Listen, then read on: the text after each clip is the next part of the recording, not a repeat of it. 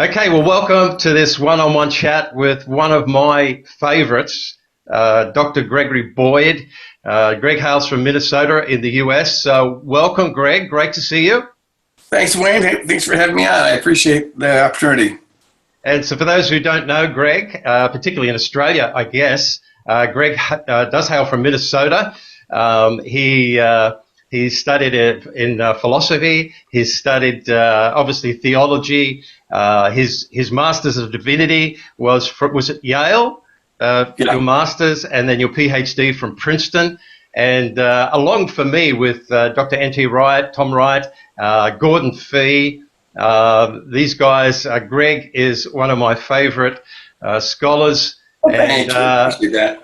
I think the late 80s, you pioneered Woodland Hills Church, where you're still pastoring, and which is what I love about you, Greg. You've kept your foot on the ground with people and pastoring and leading your church as a teaching pastor. So the perspective that brings, I think, is so invaluable in keeping that connection at the great church you have there. The other thing I remember, 2010, Greg was listed among the 20 most influential living Christian scholars.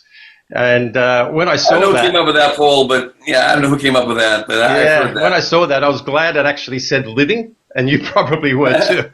I'm not dead yet. Yeah.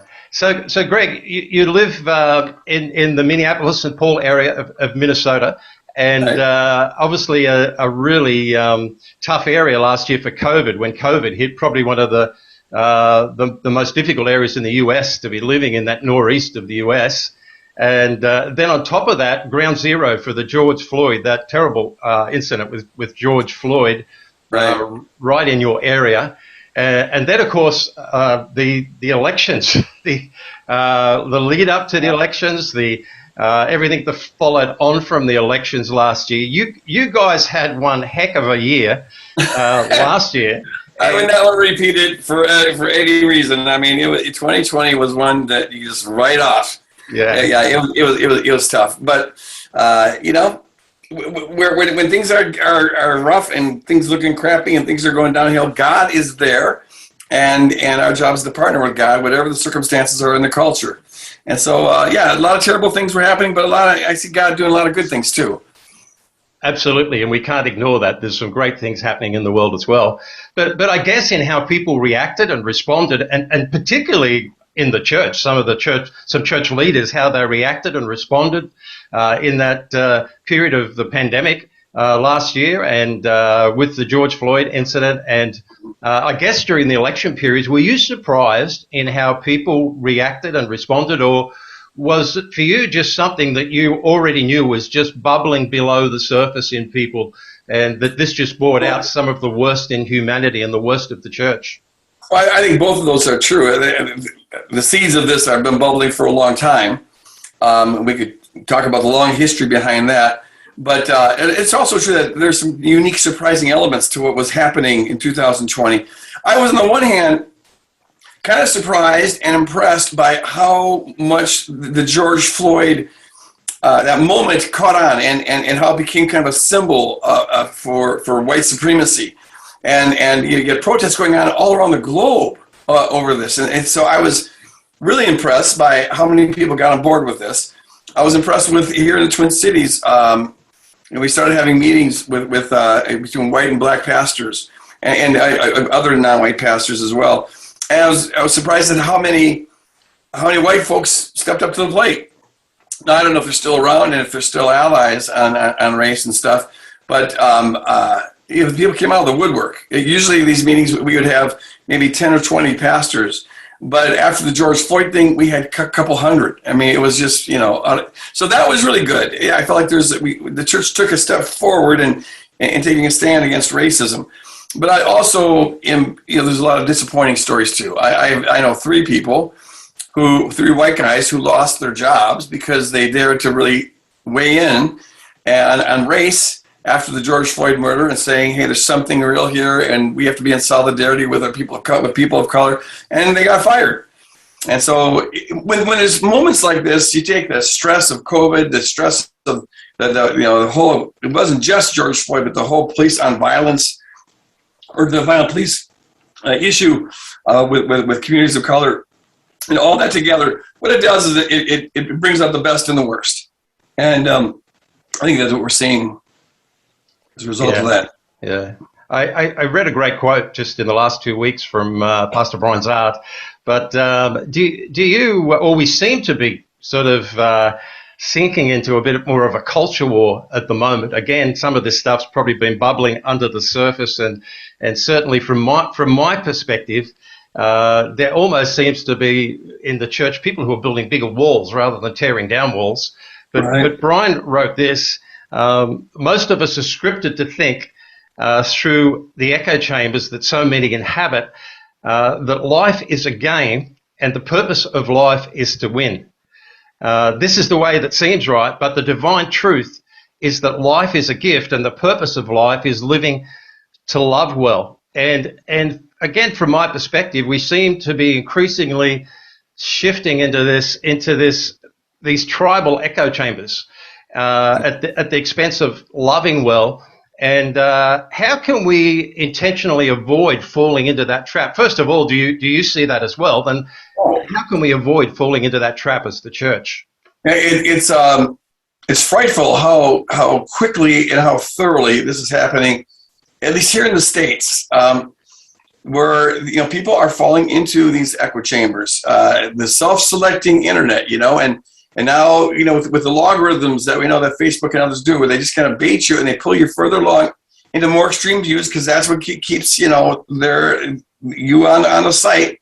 That's how they make their money. We're no longer the consumers. We're the product. They're harvesting our attention. And the consumers are the folks who are making the bucks off of it.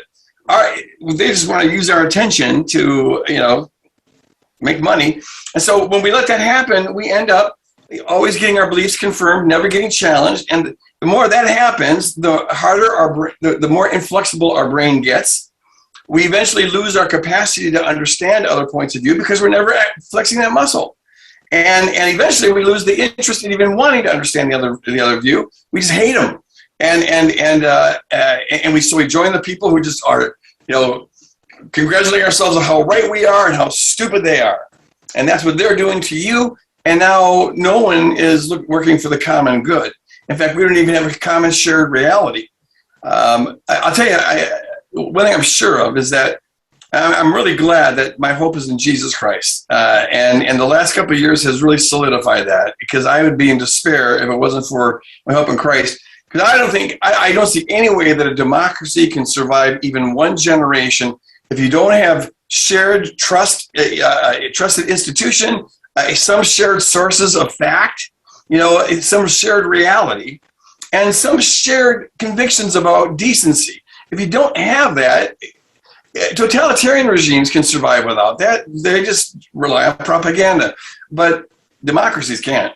And it doesn't bode well for the future. I don't know how we walk back from this thing, So I'm glad my hope is in Jesus Christ. Otherwise, I'd be a very pessimistic person. Amen. So I totally agree that we've gotten siloed. I guess all I say about that is that we have to wake up to the reality that we're being played.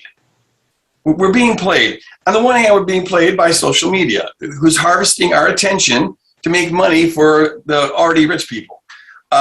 We're being played that way. But there's a spiritual component to this.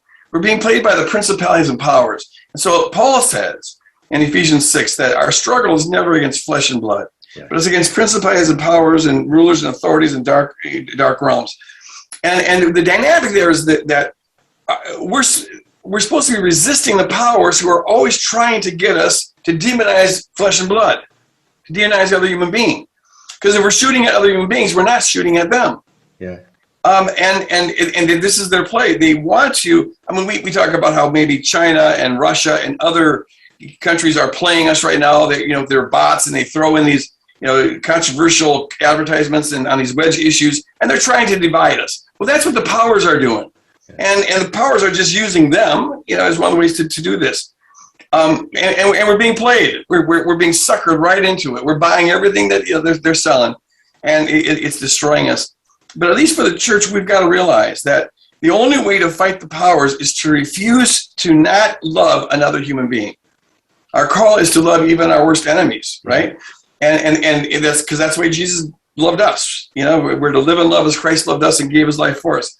So our job is to, whoever the person is, whatever their opinions are, whatever their philosophy is, whatever their politics are, we may love it, we may hate it, they may be giving us flowers, or they may be holding a gun to our head. It doesn't matter. Our job is to love like Abba Father does, to show that we're children of the Father in heaven. Like the sun shines, like the rain falls, to love indiscriminately. And then in doing that, you're resisting the powers and resist anything that would cause you to dehumanize the other person, see them as a this or a that, rather than the unique human being that they are. We can't let ourselves get sucked into the silo of the internet. Our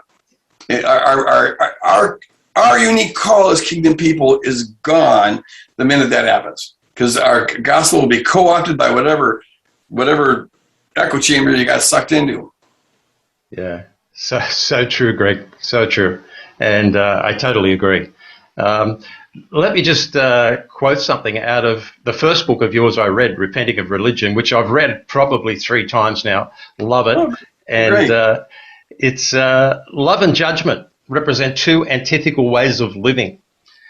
We either live out of our union with God and thus with our fellow sisters and brothers, or we live out of ourselves at the center, in separation from our sisters and brothers. We either live by God's righteousness or our own. Which way we live ultimately comes down to this decision, which I think is so important. Shall we eat of the tree of knowledge of good and evil or not? Or shall we eat in grateful dependence on God or not? Shall we let God be judge, or shall we try to be judge? And so shall we live in God's mercy and thus give God's mercy, or shall we pass judgment as though we were God and thus live under God's judgment? And for me, Satan has no new tricks in his bag. He's been pulling this same con on humanity throughout history. And so why for you, and I think for me too, is it important for us to understand these first few chapters of Genesis and how it relates to us in 2021, in the 21st century? This whole thing of understanding which tree we're feeding from and what that means. Yeah, I think Genesis 3 is just so profound. It is just so divinely inspired. It has so much wisdom packed into it. I think it's so profound because it's paradigmatic. So here we have Eden, and in the center of Eden are 2 trees. And it's important to note that they're in the center of Eden. In the middle, it specifies that.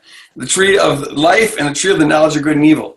And it's a way of saying that life in the garden revolves around trusting God's provision of life and honoring God's prohibition not to claim to know good and evil. I see the tree of the knowledge of good and evil as just being God's loving no trespassing sign. He's saying, look, I made you in my image, so be in my image in terms of how you love and take care of the earth and the animal kingdom, and in terms of how you love others. Okay, reflect my character in that way, but don't try to be in my image in terms of what you think you know. Let me handle all the judgment.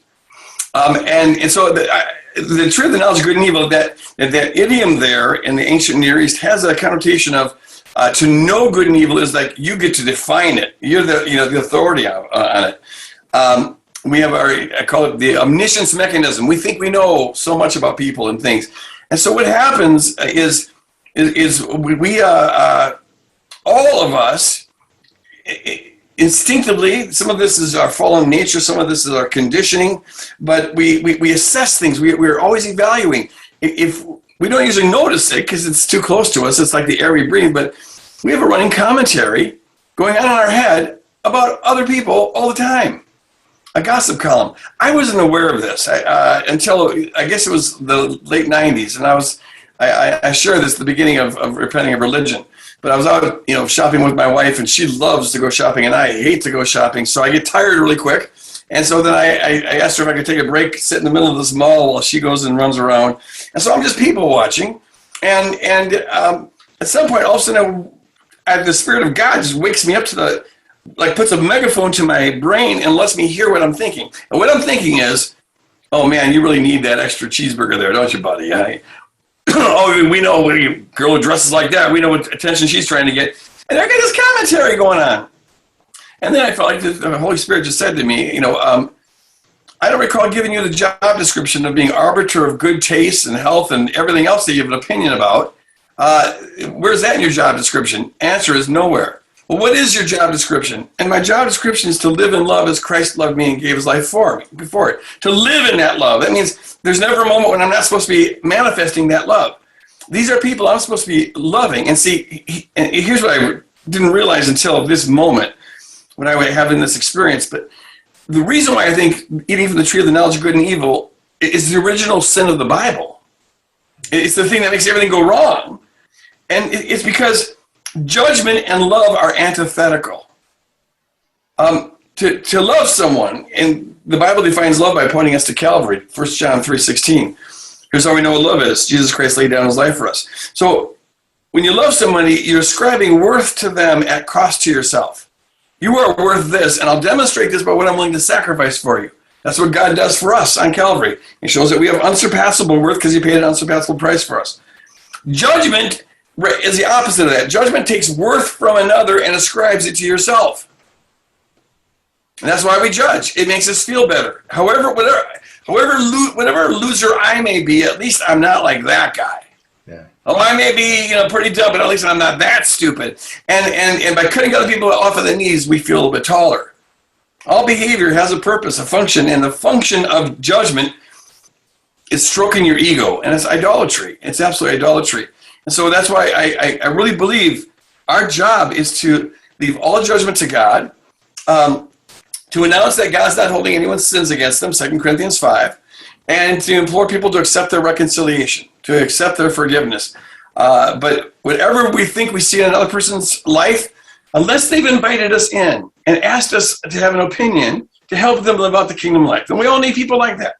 But if you're not invited in, then you're only allowed one opinion of people, and that is that they were worth Jesus dying for. So Paul said, I resolved to know nothing among you except Jesus Christ and him crucified. That's all you need to know. Yeah. You were worth Jesus dying for.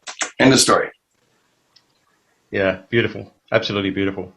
Do you think that is this whole thing of continuing to feed from the tree of knowledge of good and evil, from this tree of judgment, is the reason people today seem to have to prove that they're right, that, Greg, my rightness is better than your rightness. And so I have to prove it to you. And people seem to be getting their self-esteem from being right or being around other people that simply agree with their rightness. Is that evidence, do you think, that we're still feeding from the wrong tree?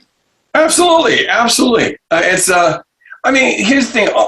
Almost all human social groups are idolatrous. And the reason I say that is this. An idol is anything that plays a role in our life that only God should play. And I really believe that the core of our faith is that we are to get all of our identity, our sense of worth, our sense of significance, our sense of purpose, our sense of being okay, and our sense of being secure. We should have that out of our relationship with God through Jesus Christ. And if that need is being met, then I don't need to try to get that need met by how I impress you or how right I am or whatever. But if I'm not getting that need met out of my relationship with Christ, well, that need's going to have to get met. And the likely candidate, especially among religious people, if you're just a run-of-the-mill pagan, you might get life by the harem that you get or, whatever. But if you're religiously inclined, you get life by thinking you're saved. You're part of the saved club. You're part of the holy club. And this is how human groups generally do it. We are the people who, and now there's some bragging rights.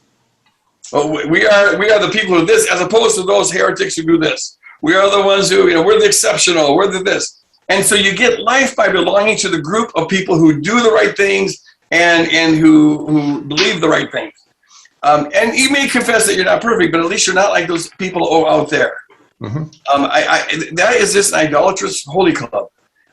The kingdom, I think, is the kingdom starts when we admit that whatever we see in someone else's life is a mere dust particle compared to the tree trunk of sin in our own eyes. Yeah. And if you adopt that mindset, you can't ever look down at somebody. You can only look up. Yeah. You are the worst of sinners. Yeah. Yeah. So true. Let me read another quote of yours from The Myth of a Christian Religion. And you wrote this: the revolutions of the world have always been about one group trying to wrest power from another. The revolution Jesus launched, however, is far more radical, for it declares the quest for power over others to be as hopeless as it is sinful. Jesus' kingdom revolts against this sinful quest for power over others. I think you've already touched on that a little. Choosing instead to exercise power under others. It's a revolution of humble, self-sacrificial, loving service. It always looks like Jesus dying on Calvary for the very people who crucified him. And I just wonder if you could quickly unpack what you mean by this power over, power under thing, and then what you mean by this thing that the kingdom is always looks like Jesus dying on Calvary for the very people who crucified him. And sure. That's what should influence our witness to the world. Right. I see it. But could you unpack some of that? Oh, sure. Well, the power over, power under distinction, I talk about this in Myth of a Christian Nation. But it's the way the world operates is by everyone tries to get power over everybody else, right? So it's been a game of king of the hill. And the kind of power we've always lusted for is the power to protect ourselves, the power to get our way, the power to further our self-interest, and the power to defeat our enemies. That's kind of power humans have always lusted for, and that's what we've always projected onto the gods, that kind of power. The gods are set aside not by their character, but by the fact that they got more power than we've got. And then what religion does is religion tries to think of ways, how can we, appease them or serve them so that we can get some of that power to work on our behalf, so that now we can fight for God and country.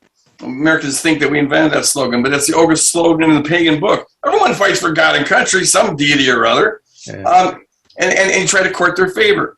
Well, along comes Jesus, and he completely blows apart that whole paradigm.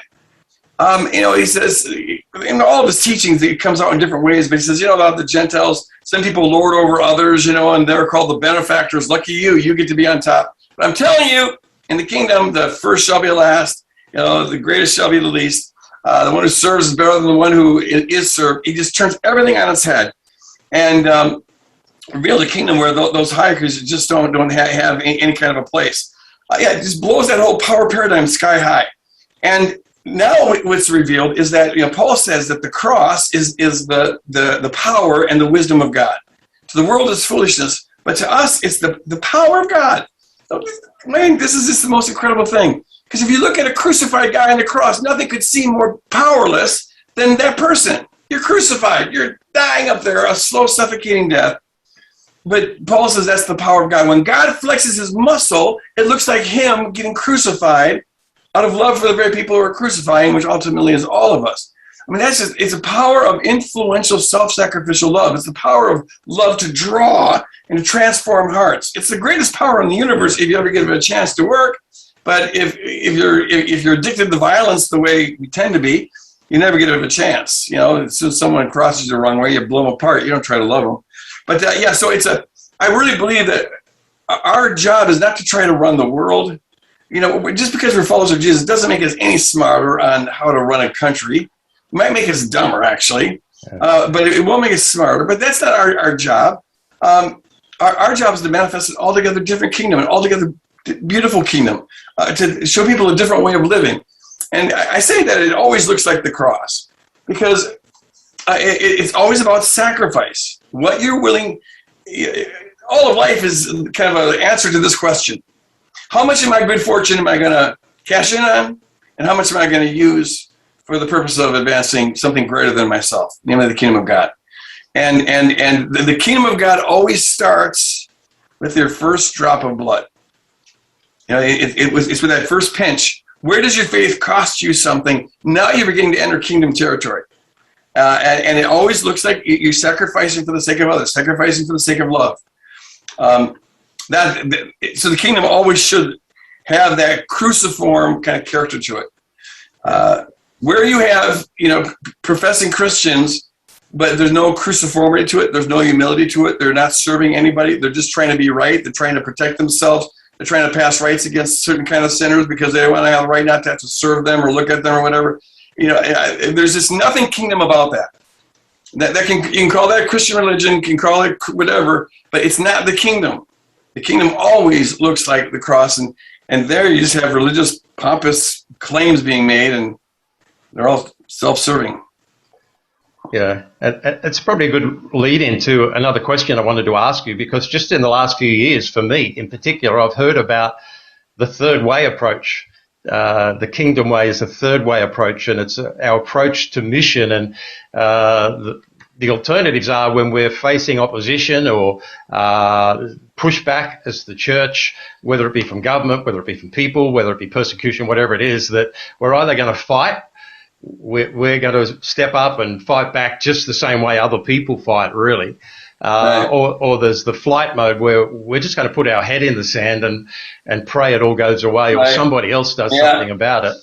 Or we can follow the Jesus way, the way of the cross. And so this third way, I think a lot of people perhaps haven't even heard of this language. So what does that mean for you? Well, actually, it can mean different things depending on who's using it. So it has been getting more used commonly, and the result is that it doesn't have as clear meaning as it once had. But originally, the third way approach was coined by the Anabaptists, and it was their way of saying, we don't accept the polarities of the culture. You know, the culture says, do we pay taxes or not? You know, they come to Jesus with that question. And they do it because they know that, you know, that's a very divisive question in the first century. People had very passionate convictions about whether you should pay taxes or not to the Roman government. And so however Jesus would answer that question, it would divide the audience in half. But Jesus, he always found a third way. It's like, he says, bring me a coin. And then he says, whose image is on this coin? Of course, all Jews were offended by the image of Caesar on coins. So they thought that was just idolatry. But so he holds up this coin and says, whose image is it? And they said, Caesar's. He goes, well, if it's got Caesar's image, it must belong to him. Give it to him, for all I care. But here's my word to you, is not to settle that issue. My question is, are you giving to God all that bears his image? And so he has a unique way of taking their worldly questions. Help us run the world. Help us fix the world. And he turns it around and says, well, what about you? You know, that one guy comes to Jesus in Luke 12 and says, tell my older brother to share the inheritance. Because the law was screwed up. The law gave all the inheritance to the eldest brother. And then it was just based on his good graces as to whether he'd share any of it or not. It was a terrible law. But the guy says, Jesus, will you use your authority to solve this social problem? And Jesus says, who put me in charge of you? Who made me your lawyer? Do I look like your lawyer? And he says, here's what I will tell you. And now he introduces the kingdom. Be careful about all kinds of greed. You know, that's the distinct thing. Are you giving to God what belongs to God?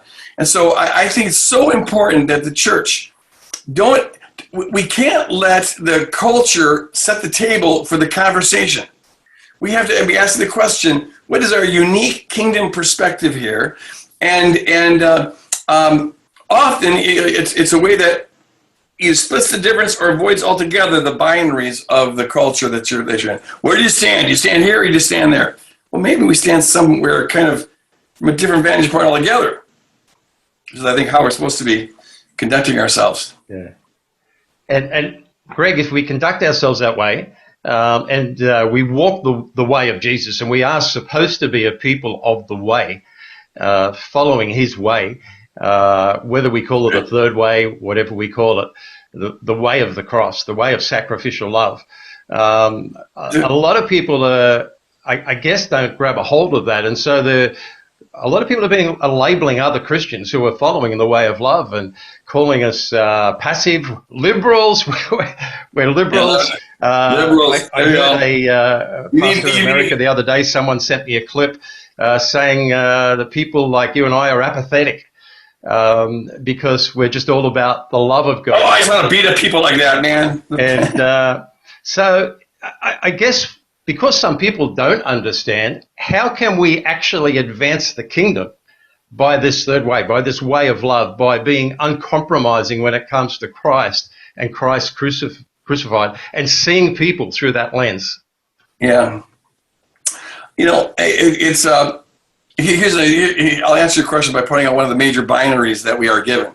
The assumption is either you are willing to resort to whatever violence is necessary to protect you and your loved ones, or you're saying do nothing. Go ahead, rape my kids. I don't care. Now, between killing somebody and doing nothing. There's a whole universe of possibilities.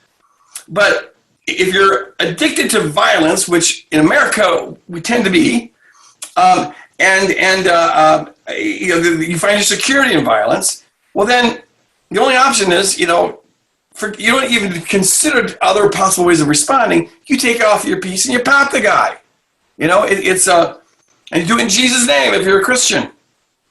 It's just sad. But see, here's the thing: when Jesus says, "Love your enemies and never retaliate," don't leave all judgment to God. Paul says, "You feed your enemies and you give them some drink if they're thirsty. Your job's not to you leave that to God."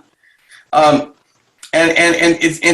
when he gives that teaching, he's not just like giving us a rule, like here's the rule that you have to obey when someone breaks into your house. He's giving us a lifestyle. And that whole Sermon on the Mount he's saying, lean into this way of living. And so what I encourage people to do is if you find yourself disagreeing with Jesus, because Jesus, when he says love your enemies, he doesn't qualify it. There's no ifs, ands, or buts. In fact, the context rules out the possibility that there could be any exceptions to this. Because we're supposed to love like the rain falls, like the sun shines, which means we love indiscriminately. It's not based on the character of the person we're talking about. It's based on the character of Abba Father. And we've got his DNA running through us. And so what if we find that we disagree with Jesus, what if we just assume that we're in the wrong? And let's confess we don't get it. It just doesn't make sense. We think we should just kill whoever breaks into your house, no questions asked. But what if we started loving our enemies in little ways? Because that doesn't happen very often, that someone breaks into your house and threatens you and your loved ones. So can we put that on hold a little bit? And let's start just loving our enemies in little ways. Start praying for the 3 people in your life who are the hardest for you to pray for. I think this is a discipline I think everyone should be doing, because this is loving enemies is a muscle you got to develop. You got to flex this baby. So make it a practice to regularly pray and agree with God that they're what Jesus is dying for. And see what that does is it begins to change your heart. It begins to change your character. And maybe in 10 years, if someone, God forbid, does break into our house and is threatening us or our loved ones, maybe we'll have developed a kind of character that's such that loving our enemies isn't just a rule we have on us now that we have to irrationally obey. Maybe we'd actually love the enemy. It'd be like if my son went crazy and broke into the house and was going to kill my wife and daughter. Well, you know what? I'm going to do everything I can to stop that from happening, because I love my wife and my daughter. But you know what? I also love my son. And I'm going to do whatever I can to keep him from being harmed. You see, the equation's different once you love all the parties involved. And that's what makes us creative. Wow. All of a sudden you start thinking of all these possibilities. I'm taking violence off the table. And so now what is possible? And now you're given the chance for the Holy Spirit to intervene. You might, maybe Lord can sometimes give people a word of knowledge. You can do something surprising to alter the situation. I mean, there's a lot of third way responses to this, but it doesn't involve killing him or letting him kill anybody. Yeah, great. That was so good. Wonderful. Appreciate that. So nothing is going to stop the advance of God's kingdom. And you touched on earlier that there's lots of good things happening in the world. And as I look at the world, if we get out of the siloing and the echo chambers, we see there's a lot getting better in the world. History shows us that. And there's plenty of good things happening. But as the church, if we're to continue to be a voice of hope in the 21st century, so the world hears in our language and our attitudes, that we're echoing the language of hope and an attitude of hope. How do we continue to do that in a healthy way? What are the main things? I mean, you've touched on some of this, I guess, already. What should be the emphasis of the church? What should be the emphasis of me as a church leader right now, today, and for the future, so that future generations have got something to build on that is filled with hope and not and filled with optimism, I guess. Sure. One thing, and maybe this is the main thing, but right now, and we did touch on this a little bit earlier, but I think we've just had, as I look at the church in America now, and that's the one that I'm up closest to, but we so love our opinions, and we have so little to show for it. It's like we have so much emphasis on having the right ideas and right idea of what government should do, what's the right ideas about doctrine, right ideas about this, and if you don't agree, you're a liberal, or you're this, you're that, and all that other craziness. I think our emphasis should be on just doing the kingdom. instead of trying to fix the world, Yeah. the church got into Christendom and starts trying to run the world. But look, individually and for a church body as a whole, look around and ask, what are some needs that we could meet? And that's what Jesus did. He walked around and met, brought the love of God to wherever he went. You need some healing. You need some food. You need some company. You need that. And he just met needs. Well, just ask the question, where are there needs in your community that you can start to meet? Just start loving people. Don't ask the question, what should government do?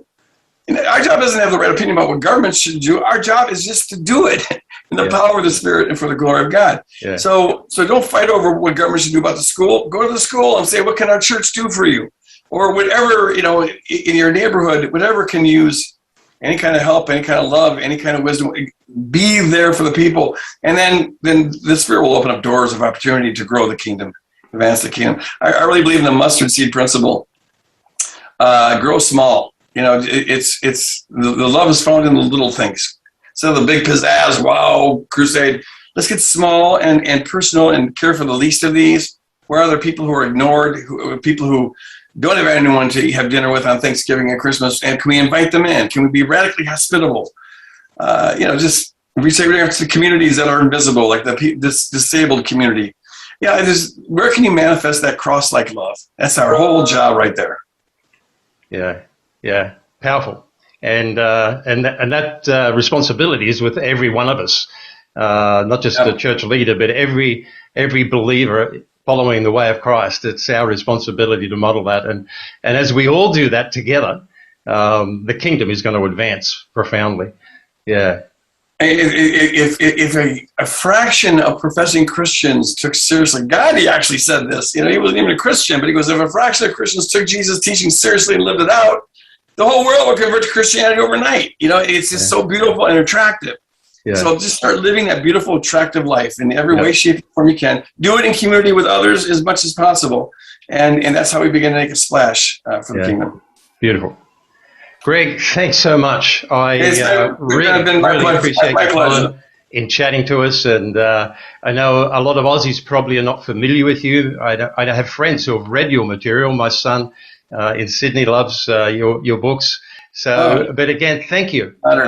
We appreciate you. We appreciate what you bring. We appreciate who you are, because it's so evident in your teaching that you're not just teaching theology, but Greg comes out and the heart of Christ comes out through that. So we really appreciate that. Well, I'm honored to have any kind of influence for you kingdom builders down under, so keep up your good kingdom work out there. Yeah. You're doing great. And hopefully when this pandemic period's over, we've been to the US a couple of times, we might make it up into the Northeast, into your area up there, but it would be in the summer, because my wife she said straight out, I am not going to Minnesota in the winter.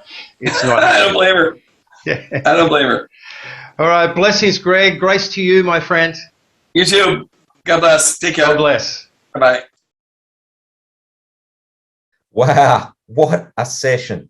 That was so profound and so amazing. A big thanks to Pastor Wayne for arranging that connect time with Greg Boyd. What an incredible man of God, and what some insight. What about that revelation he had on the difference between loving and judging, the concept of the two trees in the garden, the tree of knowledge of good and evil, the tree of life, and how we are placing those in the center of our lives. And importantly, this concept of the third way. We can either fight against people, we can either run away from it and ignore it, or lastly, we can choose the third way, which is the Jesus way. And I pray that you've been stirred. I pray that you've been challenged. And I invite you to listen to that session over a few times. In fact, I've listened to it several times now, and I'm still gleaning from some of that wisdom. And I encourage you to do the same. If you're on our regular communication database, you will have received an email tonight that has some amazing reflection questions. Can I encourage you this week to take some time and walk through those and allow Holy Spirit just to minister to you, and importantly, stir you to become more renewed in your thinking. I just know that as you spend time listening to Holy Spirit this week, he's going to allow you to not only be transformed, but importantly, allow you to be different. You're going to act different in your workplace. You're going to act differently in your family. You're going to act different wherever the Lord has placed you as a result of your mind being renewed in kingdom mentality. And so I just bless you today. Again, a big thanks to Pastor Wayne again for investing his time into this one-on-one. And our hope is over the year to come that more one-on-one conversations will be created in order that you can keep going deeper and growing more into the likeness of Jesus. So we bless you. If you want to reach out to us or you didn't receive any email today and you would like to be on that database, contact the office admin@gatewayhunter.org.au, or you can jump on our website and call the church office through business hours. So thank you for joining with us, and we're so glad that you partnered with us. Have a great week, and we'll see you again next time.